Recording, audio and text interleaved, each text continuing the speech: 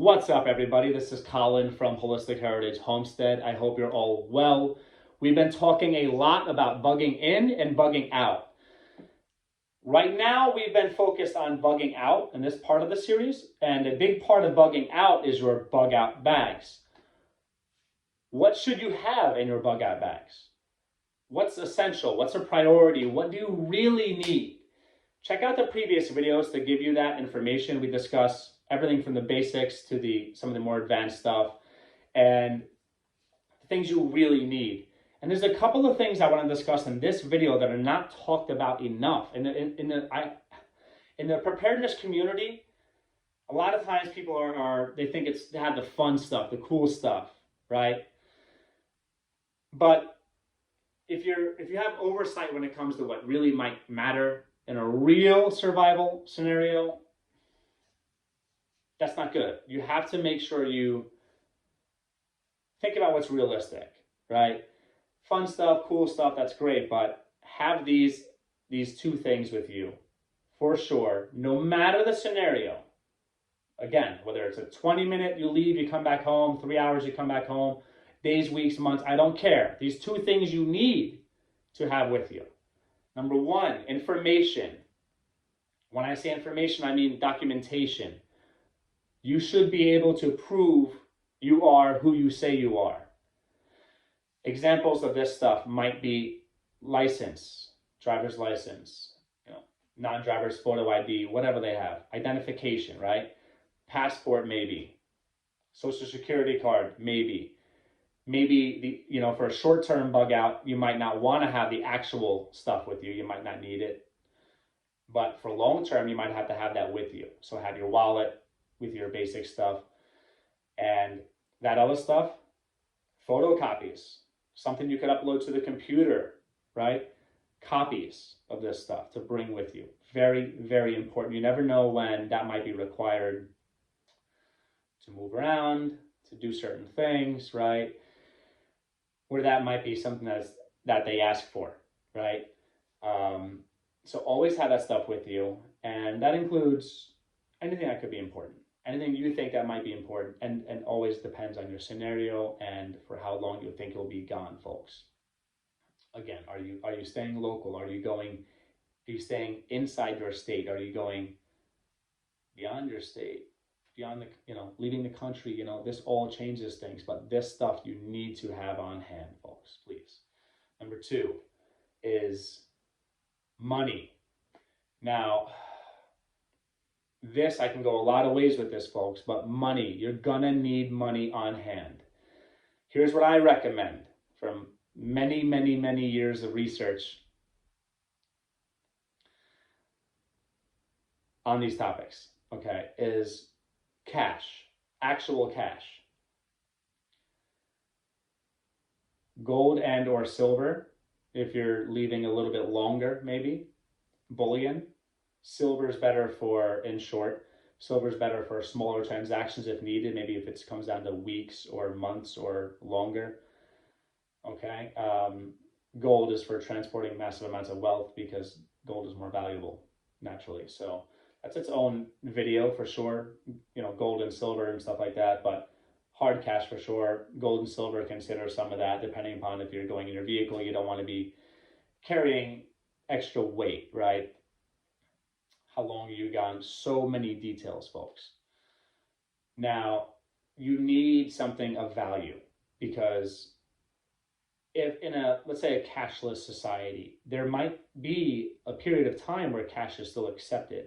No matter how bad it might get, there probably will be, there might be a period of time after when the banks are shutting down, whatever might happen, where you could still use cash and cash still has perceived value, the fiat money, whatever you want to call it, perceived value, and they'll take it. Some people, they'll still take that.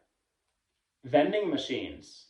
I know that's something nobody, I don't think, really talks about. I haven't seen it, I don't remember, but vending machines. There's going to be a lot of places, if things get bad beyond a few days, where people are going to be hungry and they're going to look for food everywhere. Doesn't matter. Wherever you find the food, that's where it is. I don't care if it's the laundromat down the street has a vending machine. And and takes coins or cash. That's why coins also might be something to consider for something like that in particular. As another little pro tip for you. Bunch of quarters around. You never know. There could be vending machines that only accept coin. I don't know. Whatever. That type of stuff. You might not be able to pull your cash out of the banks, folks.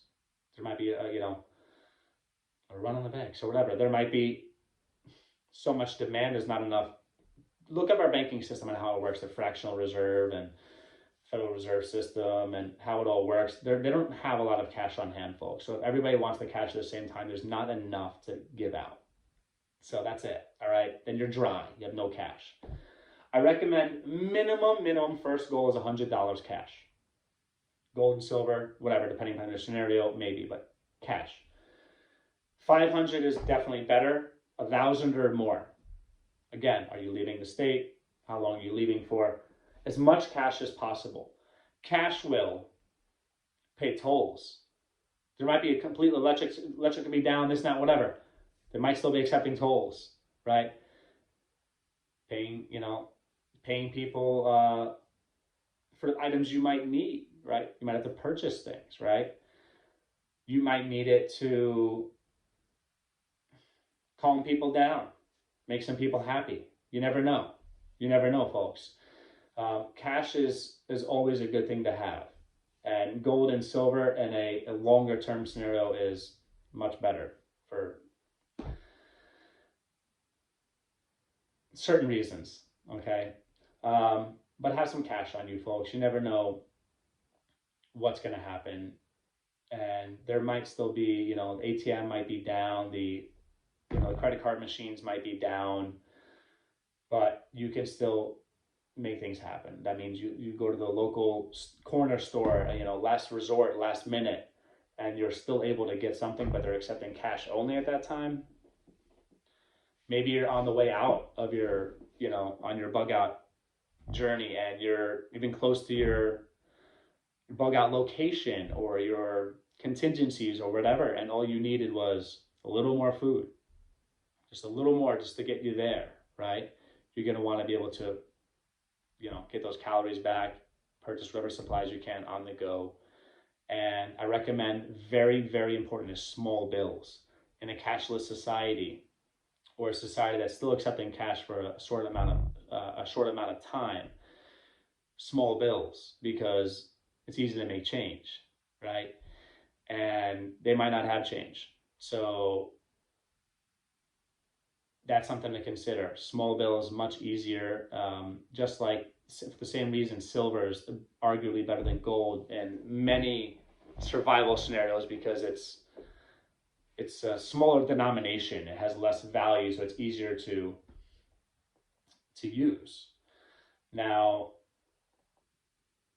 ones, obviously, fives, tens, you don't want this. You want this to be hidden. You want this into the safest place in your bug out bags, naturally, and or on your person. I recommend in the bag and on your person. You should have on your person some type of backup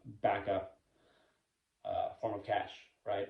Just in case. Always have cash in at least two places, folks. It's very, very important. So have your documentation and also your information, all the other stuff you need as far as identification. Have all that, and also have money and a medium of exchange on hand at all times. Very important, folks. Consider these two things. If you don't have these, work towards these goals, get these things and make it happen. Like, comment, subscribe. Let us know any additional tips or recommendations in the comments below. We appreciate it so much. Stay safe, be well, prep up. Take care.